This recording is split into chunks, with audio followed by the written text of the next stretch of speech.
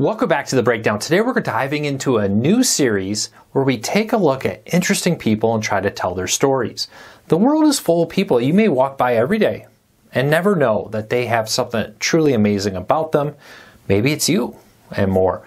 But we're going to be doing regular stories, regular interviews here on the channel where we talk to people and find out their story and life. And we're going to start off with a special one. What better way to start off a series like this than to interview my dad? So my dad, about 20 years ago, moved out of the very nice suburbs into the inner city, a very rough part of the inner city, to work with inner city youth. And we're going to be diving into what his story with that was. What made him leave a comfortable life, move into the inner city, and work with inner city youth. How did that change who he was and how he sees the world? So we'll be diving into that, but we'll be interviewing a lot of other people here. If there's someone you think should be interviewed for this, send me an email, thebreakdownwithluke@gmail.com. If you have any suggestions, I'll be reaching out to a lot of people trying to set up more of these interviews. But if you're new here, before we get into the interview, do me a big favor. Hit that subscribe button, hit that thumbs up. It really does help us because it lets YouTube know you enjoy this. And with that said, enjoy the interview. My name is Henry Bauma, and I'm on staff with the Navigators, and my wife Jackie and myself, we work with youth in the inner city. Been doing that for about 25 years. So 25 years ago, in the 90s, you lived in the suburbs, you had a good job, comfortable life. What made you say, hey, inner city youth, that's who I want to work with? Actually, I look back and it was more of a God thing. That was not my focus. We were living in a neighborhood in the suburbs, and I had a Bible study with about 5 guys, and there was one guy named Chip who was one of those kind of guys. He sometimes showed up in debt. But one night when we had a Bible study about giving, we were just going through the Bible to see what it says about giving. Chip made an interesting statement. He says, I can give money away, but I don't really give up my time. The whole group started talking about it. And so I said, sounds like we want to do some volunteering work. And so I called up a inner city school who I knew the superintendent, John Boy, just to see if he had any projects for us to do, that we could do some giving. And we thought maybe it was summertime, come into the school, paint a wall, fix a door, do some maintenance stuff or whatever. He says, I'll get back to you. Calls us back and says, how about if I give you, how many guys in your group? We had 5. How about if I give you 5 boys that don't have dads in their life? You can do something with them once a month. And then through that process, it built relationships. Obviously, started doing that with the kids. Took them to movies, played basketball, whatever. They were like 9 to probably 12 or 13 years old, these boys were. And as time went on, my group of guys that were helping me with this, Chip moved to Columbus, Ohio. Another guy moved to Atlanta. Another guy took a job on the other side of the city. His hours changed. So I was going to tell these 5 kids, you were my project, and now I'm done with you, type thing. But so I just started doing it on my own. Picking up the 5 boys, taking them over to our house, having pizza. And one of the things, they had questions about life, and so I would say, let's go into the Bible, try to find answers. And so that's, kind of turned into a Bible study with them. So from that, so you had 5 kids. Yes. And I'm assuming you kind of started talking to their friends, and their friends started coming, and it just kind of grew from there. It got kind of big. I want to say you had, 20, 30, sometimes 40 people on a Sunday night? What do you think it was at before you moved into the current place? It was we probably had about 20 people. Yeah, they started asking, can we take our friends? And that turned into, like you said, we would have, first it went to 7 to 8 to 10 to 15 to 20, kids over on a Sunday night for Bible study. And then I was still just trying to do stuff with them, fun things, during the week or during the month and stuff. So often people, I know I had this when I started a business, it's like, what makes me qualified, to do this to work with inner city youth, right? Yeah. What made you feel like this is something you could do? Did you have that, like, hey, what am I doing? I'm just a regular guy moment. It was definitely culture is obviously totally different and so on. And so I felt like was not qualified. On the spiritual side, I was brought up in the church, and I would go obviously on Sunday mornings to church, hopefully hear a good message, and that got me motivated to get me through the week to the following Sunday. I always like to describe it. I really didn't know how to feed myself spiritually. I had to be in church, and obviously church is important, but back around 1980, 81, my wife and I went to a Bible study at our church called the 2:7, based on Colossians 2:7, and they taught me how to feed myself spiritually, how to read the Bible and apply it to my life, improve my prayer time, even took us out knocking on doors, and we went around the neighborhood and talked to people about Jesus, and also how to have healthy fellowship. That turned out to be an organization that put that together, was the Navigators. And so we started doing that in our community and so on. And that I think that really equipped me to be able to do urban ministry. But even then, we didn't really know anybody in an urban setting. And so God started opening doors. I started meeting, one guy was Calvin Jackson. I met some other people that were doing urban ministry, and they came alongside us and really taught us a lot, and the kids were teaching us stuff, like what's acceptable, what's not acceptable in the city. What was your greatest culture shock building all that? Okay, so you had a good job, nice home in the suburbs, solid middle upper class life. Mm-hmm. What was the biggest shock? I would say the biggest shock that we had just working with the youth was the idea that them not having a father in their life. A lot of them thought, hey, that's not a big deal. They never had a father, so they didn't know really what they were missing. But I could see, I'll call it the father wound, missing. Either parent's not good, but especially for boys where their father is huge. And so I definitely saw their wounds and their pain there. And I had two parents throughout my life. I had two good parents. So for me, I had to learn a lot about how to walk with a youth that did not have a father in their life. All right, so you're in the suburbs, could have stayed there. Yeah. What made you want to say, hey, okay, this has been fun, but I need to get to where these kids are. I need to move into what was kind of a rough part of Grand Rapids. What made you do that? Yeah. So one of the things was, as I drive around the city, pick them up, I would see kind of what you were just saying, a lot of the brokenness and a lot of the pain and the hurt in the city. And I would come home and obviously be spending some time on it. But I went into the Word. And Isaiah 61 is one of my favorite passages where it says, "The Spirit of the Sovereign Lord is upon me, and He's anointed me to preach good news to the poor, to bind up the broken." Basically, to take the hurting and the broken and turn them into something beautiful. And what I was feeling was the idea that, we were bringing them to us rather than going to where they lived. And so Jackie and I, my wife and I, it was a process. We prayed for a while, and then we felt like God was saying to both of us, move into the city. And then where did we move? And that took a couple more years. It wasn't like, okay, we said yes to God and it was just going to happen right away. It was like, are we really committed to this? But anyway, we really started feeling that burden to be living where they're living. Your friends, your family, were they supportive? Because I know I was about 20 when this happened. This was a house that I had lived in since I was 3. I was not a big fan of you selling my childhood home. Even though I was 20, it's still, I'm thinking, you guys had that since I was 3. Yeah. I thought this was your forever home. Was there friends or family that just said you're crazy? We thought it was our forever home too. Like you said, we built the home. We thought we were going to live there forever. So we had some friends that really were like, man, this is cool, and they believed in us doing it. And others, especially some family members, they have their dreams, like you're going to be living in this perfect house in this perfect neighborhood. And especially probably my father, he grew up in that neighborhood where we were looking at moving, and he left there because of what it became. And to see his son moving back into that neighborhood was not something that excited him.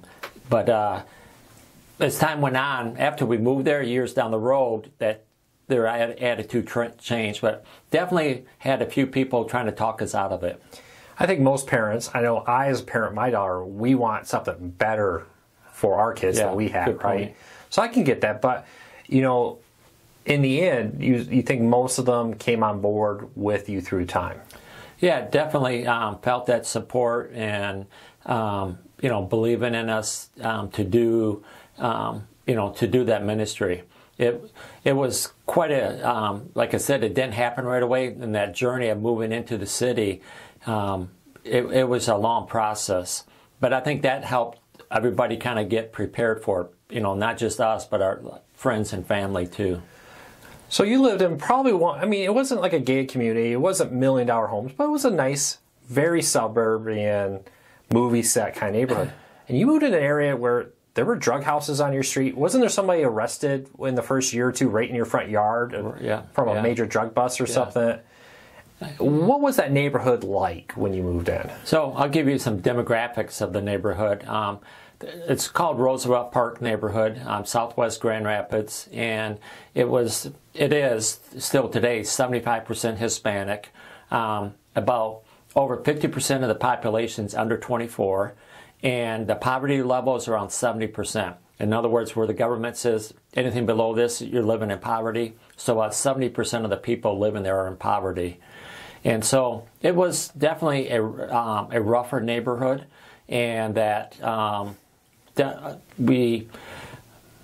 lost my train of thought there. But anyway. It was a rough area, and a lot of crime and other things. Correct. So outside of the ministry, okay, let's forget about the ministry, let's forget about the kids you work with. What was the biggest shock of moving and living in an inner city?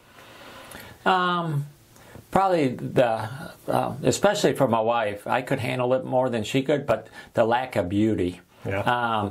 You know, in the suburbs, you got, like you said, beautiful homes, but you have beautiful lawns and beautiful trees, and, you know, everybody pretty much keeps, you know, their area looking nice. And here you see trash blowing down the street, and some people don't put their garbage out every week, so you're out in the driveway and you can smell other people's trash, especially in the summertime.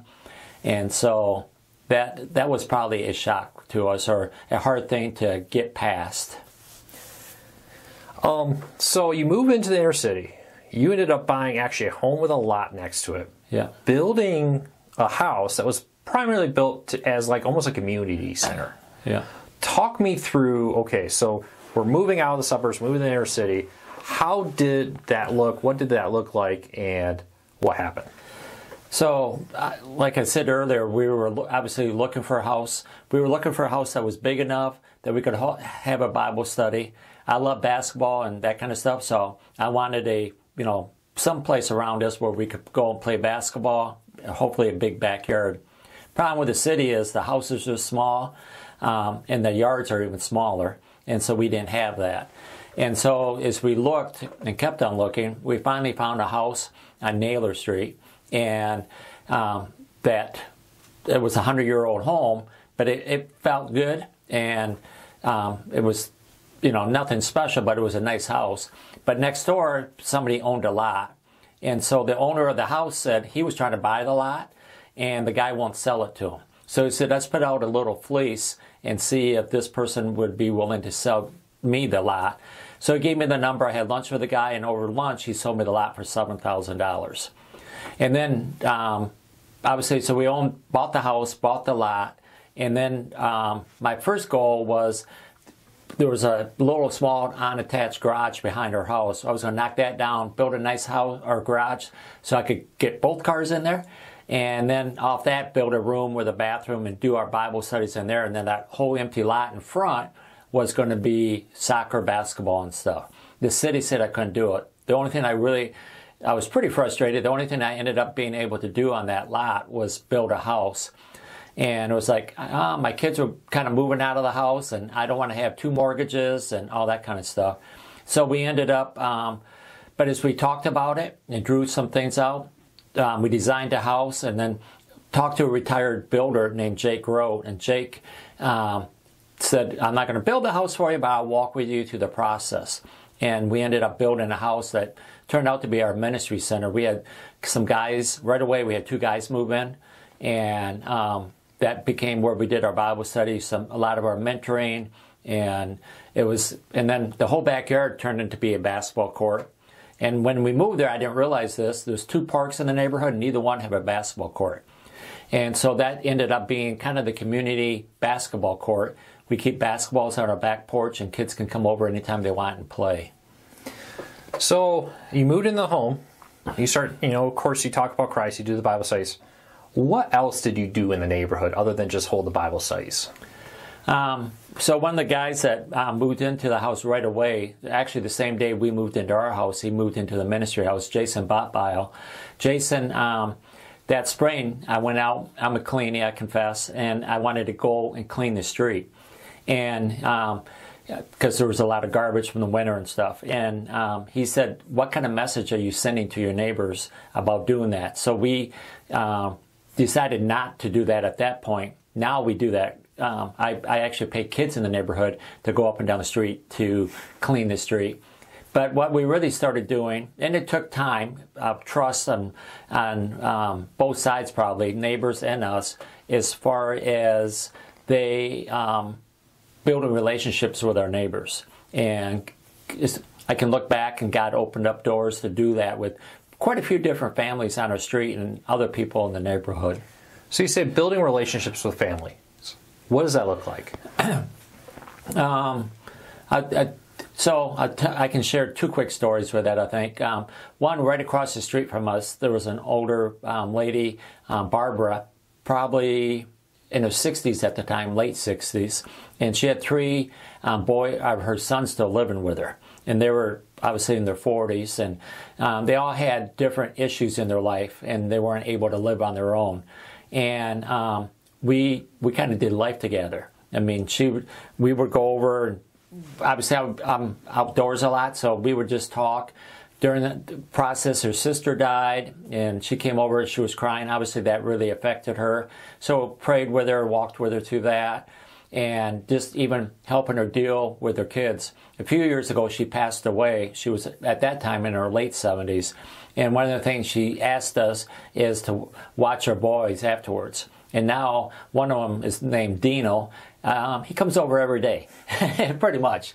And he can't read and that kind of thing. And so we read his mail and we help them with things. And another family in our neighborhood, about over 10 years ago now, the husband, again around 70 years old, had a stroke.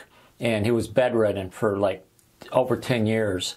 And quite a few of their kids, grandkids I should say, or even great-grandkids, came to our Bible studies in the neighborhood.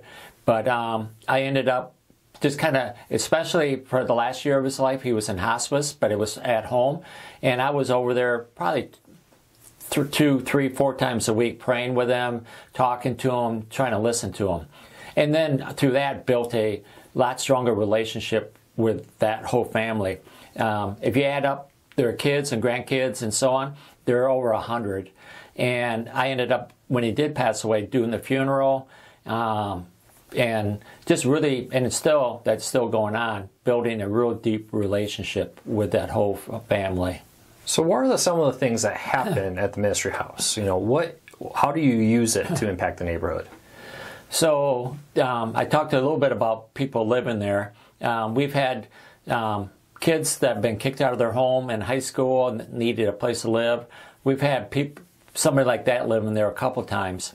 Probably for the last 8 to 9 years, it's been more kids going into college that have been a part of our leadership program, Bible study, that want more. They want to do ministry, and they want to take it to the next level. So we invite them to live there, and we walk with them, and they help us out with the ministry we're doing in the neighborhood, loving our neighbors, the younger kids. We do some tutoring and so on. And right now the guys live in there. They're all from Africa. They all came here as refugees. And so yeah, so that's one thing that goes on there is just that relationship. And then the other thing is, again, we've been doing this for over 25 years now. Every other Sunday night we do a Bible study. We do a leadership program for high school students. It's a year-long leadership program. It's from Grand Rapids Initiative for Leaders, and where they write mission statements for their life goals, and they learn how to be a healthy leader, and that they can be a leader, and that they have the ability to influence others. And but it still comes down to a lot of one-on-one mentoring, sitting on the front porch, talking to a kid, listening to them. So some of these younger kids that I met years and years ago, Aaron being one of the original, he was 9 when I met him. He was one of the first group of kids. He's now in his 30s, married, and he's on staff with the Navigators like we are, and he's like my right-hand guy. But some of these people I've walked with over the years, they're out doing the ministry probably with the youth more than I am today, even. So you've been working to kind of build up the next generation a little bit there. Yes. So what are some of the greatest, maybe unknown needs you found in a community like this? So inner city, 70% poverty rate, 70%, what do you say, Hispanic? If I remember. 75% Hispanic, yeah. What were some of the big needs you found there that surprised you, that most people may not know about? So obviously we see the news all the time, what's going on at our border as far as people trying to come into our country. And so again, just being 75% Hispanic, that tells you there's probably a lot of undocumented people in the community. And the percentage of how high that is, it kind of surprised me. But then also just how they live in fear. Just because they never know. They could come home and one of their family members could be deported, trying to figure out how to survive and how to just make it in the world. And so we've helped a few of them become legal here in the United States. There's some steps you can do, and that's been really rewarding. But one of the things that really probably surprised me, caught me off guard, was one time one of the families that were undocumented needed to go and get groceries. And so I had like 5-6 people in my car, and I'm going down the highway to Meyer. And as I did that, there was a cop sitting on the side of the highway with radar. And I thought to myself, if I get pulled over right now, I'm risking this whole family's future, because they could ask for ID and all that kind of stuff. So it made me really more aware, and then just hearing their stories, stories in the neighborhood, made me more aware of the underlying needs that, they don't talk about, but you feel that they're there, and you realize how powerful those needs are, and how they need somebody who can be a voice for them and who can walk with them through all those things that are going on in their life. So let's go back to the early days. Yeah. What did you wish you had done different, whether that be back in the suburbs, when you first moved in? Is there something that you look back and said, hey, I wish I'd put more emphasis on this, wish I'd done this different, anything really? I can't say anything pops in my mind. One thing, probably at the beginning, that, as I think about it a second here, comes to my mind is that, okay, we do what we do well as far as ministry. I think we're a real relational ministry, and we walk through life with a lot of these students. And like I said, we've known some of them 20, 25 years, and we're still connected with them. But there's a lot of ministries in the city, and we found this out now, is that they're our resource. We don't have to do it all. If somebody needs a GED, or if somebody needs some job training, or even a house, there's ministries around that I can point them in those directions. When we first moved in, the first 10 years, we didn't know any of those kind of ministries. So at the beginning, looking back, I wish I would have probably investigated that more, and found those ministries and try to team up with them earlier. Today, that's a big part of what we do. How has the city accepted you? Whether it be the neighborhood level, the local, county, federal. Yeah. How has this been from the city's point of view? We're probably not on a lot of their radar, only because we're just a house on this one street in the city, and a lot of But on the other hand, is we built relationships. Like there's a friend of mine who's going to be running for mayor, and we talk, and he loves what we're doing. And we have a great neighborhood association, and they call us up quite often and say, hey, we got a youth or a family here in need, or somebody just moved onto your street. Can we hook you up and you can walk with them and, be an encouragement to them. So on the city or government level, we've been involved some, again, through our neighborhood association to do things for zoning and stuff like that to be a voice. But yeah, I think that's pretty much it on the city. So somebody's watching this. Yeah. Maybe they don't want to do exactly what you did, but they've had a feeling, I want to work with this group of people or do that. What would you tell them to go and do or consider, no matter what it may be? But, from what your experience, what would you talk to somebody who is maybe 20, 25 years ago, just has been maybe working with some kids for a while and is looking at doing something or is looking to get started in that? My advice is two things. Obviously, pray about it. Ask God for a promise, because it's hard living in the city, and even just doing ministry in general is hard. And so when things are discouraged, like this kid I've been mentoring ends up in jail, or he disappears, or other things happen, I can go back to my promise, and God says that He'll do it.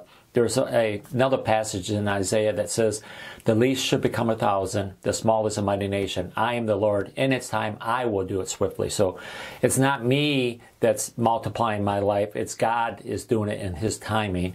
And so my challenge to them would be pray, and also to, again, find promises, but also don't do it alone. Right now there's about 3 or 4 families that are living on our street that we actually do ministry with. And you need that fellowship. You need that team. Again, everybody has different gifts and abilities. Otherwise, you're going to get burned out if you don't have enough people walking with you and helping you do that ministry. So that the fact that you have multiple families on your street now that kind of do this with you, brought up the thought, when you first moved there, you didn't. You didn't really know anybody on that street, did you? No, didn't know anybody. How were you accepted by the neighborhood when you showed up? It's kind of interesting because, I talked about a couple of families already. And so talking to them, 15 years after we moved in and asking them what did they think, they thought some rich person was moving in onto the street and so on. And so at the beginning, they were watching us. We really never had problems at all. I mean, people got arrested around us, and there was some, crime and whatever, but it never really touched us. It was like, I can remember a couple of times somebody came over and they parked on the street and somebody broke their window to get stuff out of their car. But it really never happened on our property. But looking at it now, our neighbors they would say we're a huge asset. Like I said, people are, I'm a walker, so I know a lot of people on our street, and they're coming over for advice or needs and so on. And so it's we've really been accepted well, and now we really feel that we're part of the community. So you moved in, you were an executive at a decent sized company, 3 or 4 states at the time. Yeah. In the wholesale world, we'll call it. Yeah. And so you were busy with that.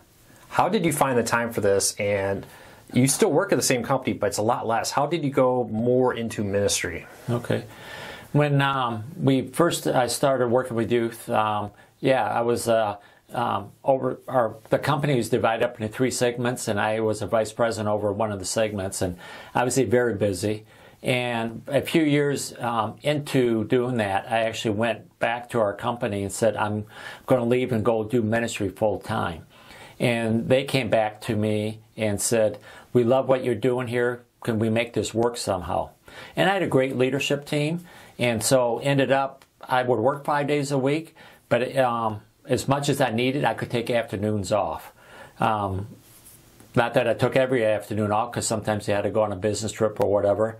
And obviously that helped. That was a tremendous support.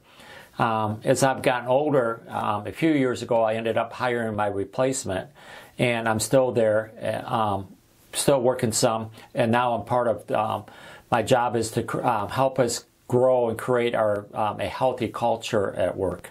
So our president of our company has said to me, Henry, I really believe that in the ministry you're doing, and I do not want work to get in the way of that.